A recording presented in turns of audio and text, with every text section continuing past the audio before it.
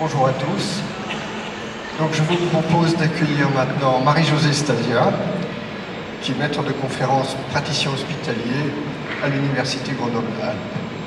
Enseignante également à la faculté de médecine, en charge d'un laboratoire référent national pour le diagnostic d'une maladie rare de l'immunodéficience innée, la granulomatose septique chronique, ou GSC en français, et CGD en anglais, au Centre hospitalier universitaire Grenoble.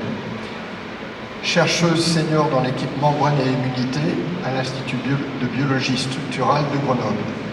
Vous êtes chercheuse, et vous avez aussi trouvé, alors vous allez nous montrer, nous expliquer ce que vous avez trouvé, les bénéfices qu'on en a tirés et comment on peut en espérer encore d'autres.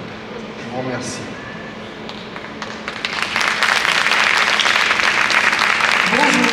Tout d'abord, je voulais remercier les organisateurs de cette séance de présentation scientifique. C'est vraiment hyper intéressant, même pour les chercheurs, de voir ce que d'autres chercheurs dans d'autres domaines font. Donc je vous remercie beaucoup. Alors, moi je vais vous parler du développement d'une thérapie non pas génique, non pas pharmacologique, mais une thérapie protéique. Donc on amène directement la protéine, de cette façon. La granulomatose septique chronique, c'est une maladie de l'immunodéficience innée et les patients font des infections pulmonaires à répétition gravissimes et on a besoin d'une thérapie locale pour enrayer en urgence ces infections pulmonaires. Et c'est de cela que je vais vous parler. Avant de vous parler du développement de cette thérapie, je voudrais faire un petit rappel sur ce qu'est le système immunitaire. Donc quand vous avez une infection, une bactérie comme vous voyez ici, ou un champignon qui va pénétrer dans votre organisme, vous avez des globules blancs qui s'appellent des cellules phagocytaires, phagocytes parce qu'ils englobent, ils tuent, et on a ces systèmes, heureusement, dans notre corps, des cellules phagocytaires, et surtout un petit système enzymatique, une protéine qui s'appelle NOx, et qui va produire des dérivés toxiques de l'oxygène pour lutter, pour tuer ces bactéries. Ces cellules vont produire de l'eau de Javel, mais vraiment. Et donc, en haut à droite, vous voyez une cellule phagocytaire qui a englobé un microbe. Le système enzymatique va être activé, va produire de l'eau de Javel pour tuer la bactérie. Et tout va bien. Par contre, chez les patients granulomatose septique chronique, CGD, on va dire comme ça parce que c'est plus simple, ils ont bien ces cellules phagocytaires, mais ils ne possèdent pas le système enzymatique qui produit l'eau de Javel pour tuer. De ce fait, ces patients vont faire des infections à répétition, gravissimes dans tous les organes, et spécifiquement dans le poumon, parce que l'entrée principale des microbes, c'est la voie aérienne. Et donc vous voyez un granulome, d'où le nom de la maladie, c'est une accumulation de microbes, mais de cellules aussi qui arrivent et qui sont inefficaces et qui forment ces espèces de granulomes tissulaires très difficiles à enrayer. Alors, la défense immunitaire innée, c'est les cellules phagocytaires, vous l'avez compris. Il y a deux types. Il y a les neutrophiles, c'est les fantassins. Ils arrivent très rapidement au site d'infection inflammatoire. Ils vont produire les dérivés toxiques de l'oxygène, ils vont tuer les bactéries. Donc, c'est la défense des attaquants. Il y a une deuxième cellule qui s'appelle les macrophages ou les éboueurs. Eux, ils sont beaucoup plus tranquilles. Ils arrivent pour aussi faire le ménage, mais après, ils vont produire de l'eau de Javel. Ils ont le système NOx, donc ils peuvent lutter contre les infections, mais ils ont aussi d'autres fonctions, c'est-à-dire qu'ils vont digérer tous les détritus qu'il y a dans le tissu infecté et inflammatoire, et ils vont disséminer l'inflammation, ils vont libérer des cytokines. Vous avez dû entendre parler des cytokines, l'orage cytokinique avec le Covid, et bien là c'est pareil, ils vont déverser des cytokines pour attirer de plus en plus des cellules pour réparer le tissu infecté. Comment ça se passe? Vous voyez que les petites bactéries sont dans le tissu, ils vont émettre des signaux pour attirer les cellules phagocytaires à partir du sang circulant. Ces cellules vont passer à travers les vaisseaux, arriver au site inflammatoire infectieux pour faire le ménage grâce à l'enzyme NOx, grâce à la libération de ces dérivés toxiques de l'oxygène. Donc, si on zoome un petit peu, c'est un peu compliqué, mais c'est pour vous expliquer les maladies génétiques dont on a parlé juste avant. Le système NOx, il est fait de sous-unités, comme un puzzle. Et il faut que toutes ces sous-unités soient là, dans la membrane de la cellule, pour qu'elles puissent fonctionner, cette enzyme, et produire les dérivés toxiques pour tuer la bactérie. Et vous voyez qu'il y a plusieurs sous-unités. Et du fait de la présence de ces différentes sous-unités, on a différentes formes génétiques. C'est une maladie génétique compliquée parce qu'il y a au moins 5 gènes impliqués qui vont permettre la production de toutes ces petites sous-unités qui vont s'assembler.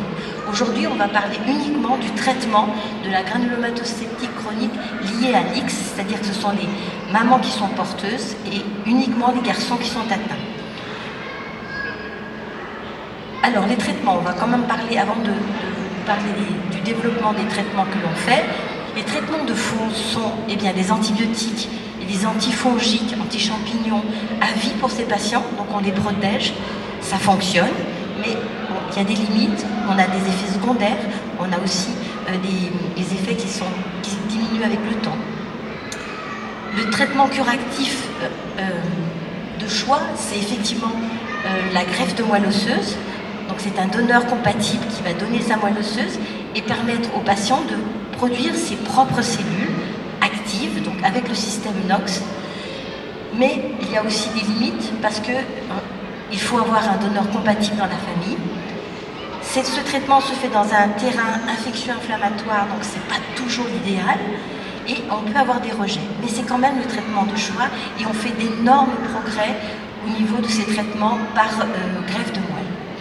Mais nous, ce qui nous intéresse aujourd'hui, ce sont les traitements en urgence. Parce que la première cause de décès de ces patients, CGD, c'est l'infection pulmonaire foudroyante.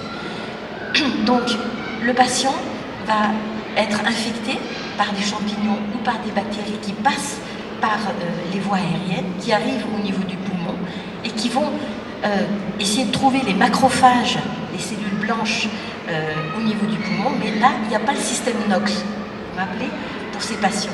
Donc, ils vont faire une infection fulgurante et le seul choix pour les sauver, parce que même une antibiothérapie intraveineuse à haute dose, c'est trop tard et on n'arrive plus à les secourir. Donc, ce que l'on peut faire en urgence, c'est de faire des transfusions de cellules blanches, les cellules phagocytaires très actives, pour les aider à lutter contre les infections pulmonaires. Seulement, vous comprenez que dans un état d'urgence, c'est pas facile à organiser. Il faut aller prendre du sang au centre de transfusion, avoir un donneur compatible, etc. C'est pas toujours facile. Et en plus, lorsque l'on traite comme cela ces patients, on ne peut plus les greffer après, greffe de moelle, parce qu'ils font des rejets de greffe beaucoup plus importants. Donc l'idée a germé d'amener localement une protéine NOx au niveau des poumons des patients pour lutter contre ces infections. Alors comment ça se passe? On va tout d'abord fabriquer la protéine NOx, la mettre dans une petite gangue lipidique, vous allez comprendre pourquoi, permettre l'inhalation de cette enzyme NOx qui va atteindre les poumons, mais également les macrophages pulmonaires déficients. Ensuite, cette protéine NOx va pouvoir fusionner avec les macrophages qui sont déficients en NOx pour leur donner la NOx, pour produire de l'eau de Javel et restaurer temporairement l'activité qui permet de lutter contre les infections. Alors, la première étape, c'est de produire la protéine médicament. Donc, c'est très bien, mes collègues avant ont pas mal expliqué de choses, donc je pense que maintenant vous êtes familiers. On prend des cellules humaines qui sont des petites usines finalement à fabrication de la NOx thérapeutique. On le ramène par une infection virale, l'antivirale, l'ADN NOx, et donc ces cellules transfectées par ce système vont produire énormément de NOx. C'est ce que l'on peut voir ici sur la figure. Vous voyez que sans traitement, les cellules, on ne les voit pas, elles sont noires. Et si on les traite avec l'antivirus, la NOx apparaît en rouge, ça veut dire que les cellules sont en train de produire. Mais là, ce n'est pas suffisant.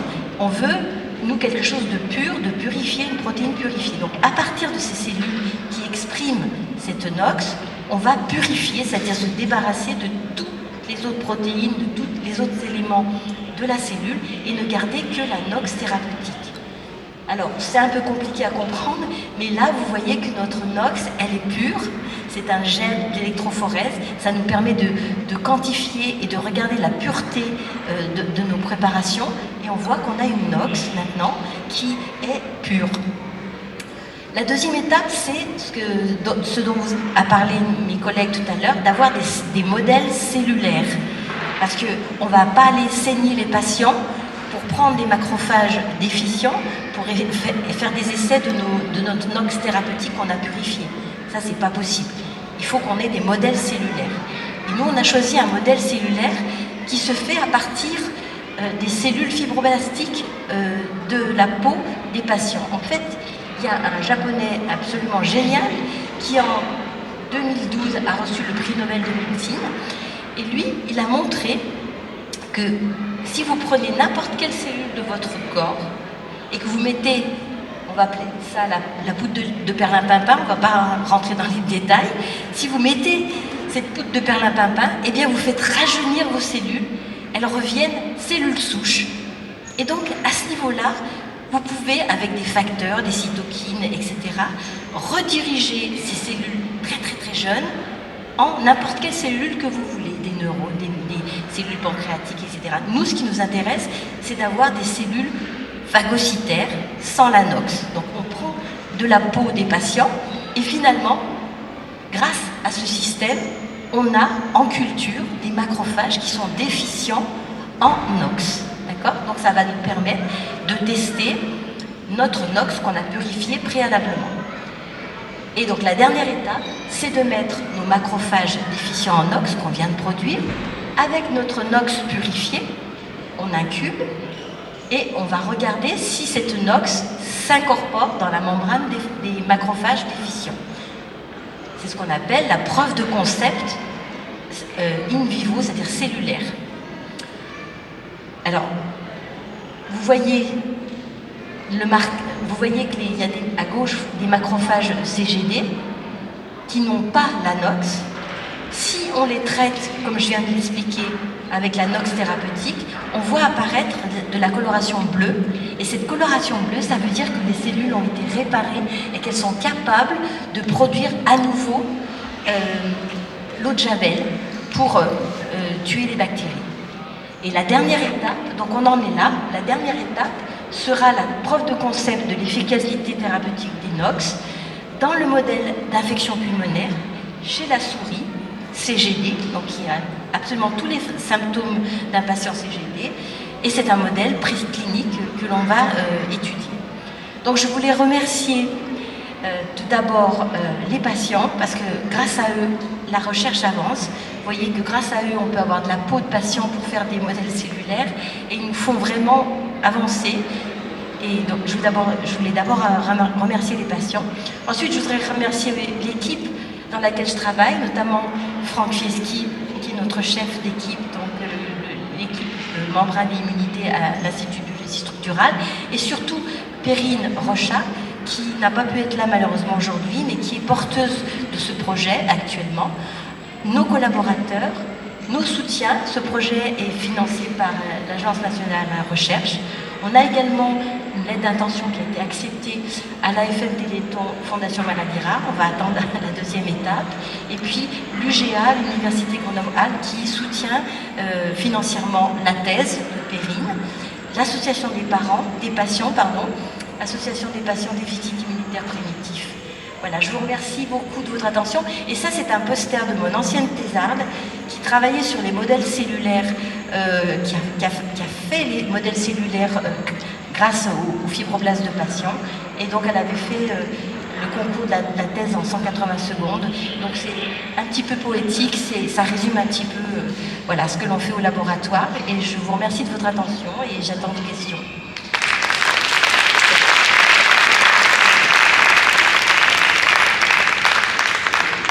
Il y a des questions.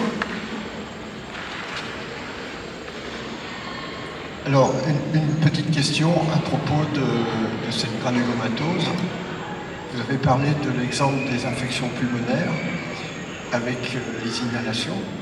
est-ce qu'on a espoir un jour de trouver un modèle thérapeutique qui permette de traiter les autres sites, puisque cette granulomatose touche aussi bien le tissu cérébral que les intestins, que d'autres sites, les ganglions entre autres? Alors, bien entendu, il n'y a pas que la thérapie protéique pour cette maladie qui est en essai, il y a aussi la thérapie génique. Il se trouve que jusqu'à présent, cette thérapie génique fonctionne, mais de façon extrêmement temporaire. Elle ne perdure pas dans le temps. Donc ça répare des dégâts chez les patients, mais ça ne perdure pas. Donc, je ne vais pas rentrer dans les détails ici, mais ce n'est pas forcément encore très au point, mais ça avance. Donc il y a des essais qui sont faits et dernièrement il y a un article d'une équipe américaine qui a montré que ça commençait à fonctionner au niveau, enfin très temporairement. Donc ça c'est vraiment pour faire le grand nettoyage de partout. C'est clair, la thérapie génique c'est vraiment ce qu'il faut. Qu'est-ce que je voulais vous dire d'autre? Ces protéoliposomes, peut-être qu'en injection intraveineuse pourraient également avoir leur effet. Mais on commence petitement, d'abord par l'inhalation, et puis si on a du succès, on continuera vraisemblablement dans cette voie. Si on a du succès, Marie-Jo, vous avez du succès. Et un grand merci à Marie-Josée et à Claude pour leur présentation. Alors, si vous avez bien appris votre leçon, première thérapie,